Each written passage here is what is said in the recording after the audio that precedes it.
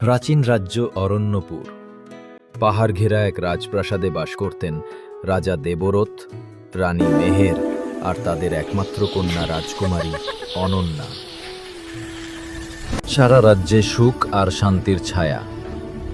কিন্তু একদিন হঠাৎ সব বদলে যায়। রাতের আকাশে চাঁদ ঢেকে গেল কালো মেঘে।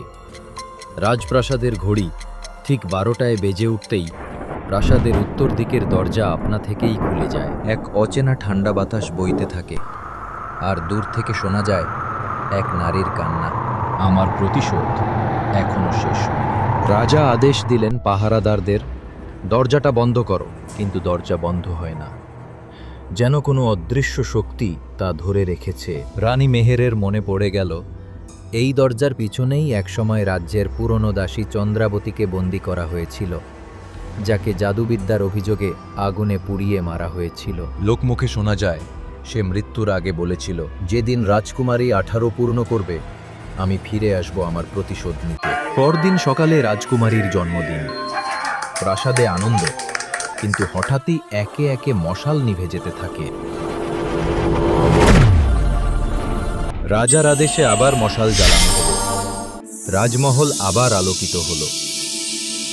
অনুষ্ঠান শেষে রাজকন্যা বেলকনিতে দাঁড়িয়ে সব ঘটনা ভাবছে সে। হঠাৎ সে বাগানে এক মহিলাকে দেখতে পেল। তারপর সে তার পিছু নিল, হাতে মশাল নিয়ে। প্রাসাদের উয়োর পাশে আসতে মহিলাটি অদৃশ্য হয়ে যায়। ভয়ে আর কৌতূহলে রাজকুমারী রাতের বেলা প্রাসাদের নিষিদ্ধ উত্তর কক্ষে প্রবেশ করে। দরজাটা খোলার সঙ্গে সঙ্গে বাতাস থেমে যায়। চারপাশ নিস্তব্ধ, মেঝেতে পুরনো কালো ছাইয়ের দাগ, আর তার উপর একটা রূপালী আংটি। সে আংটি তুলতেই পেছন থেকে এক ছায়া বলে ওঠে, তুমি আমার জীবন নিয়েছ, এখন তোমারটা আমার হবে।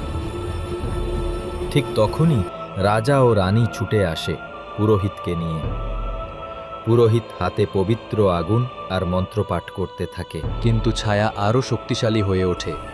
প্রাসাদ কাঁপতে থাকে। রাজকুমারী সাহস করে আগুনের পাত্র নিজের হাতে তুলে নেয়। তার চোখে জ্বলে ওঠে অদ্ভুত আলো। সে বলে ওঠে, আমি অরণ্যপুরের রক্ত, আমার ভয় নেই। সে আগুন আংটির ওপর ফেলে দেয়। মুহূর্তেই প্রাসাদ আলোকিত হয়ে ওঠে। ছায়া চিৎকার করে মিলিয়ে যায় অন্ধকারে। প্রভাতের আলো ফুটতেই প্রাসাদ শান্ত। রাজা রানী মেয়েকে জড়িয়ে ধরে কাঁদছে।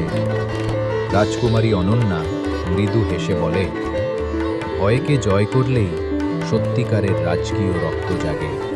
প্রাসাদের উত্তর দরজা আর কখনো খোলে না, কিন্তু বাতাসে এখনো মাঝে মাঝে শোনা যায় এক মৃদু কণ্ঠ, আমার প্রতিশোধ শেষ, এখন শান্তি।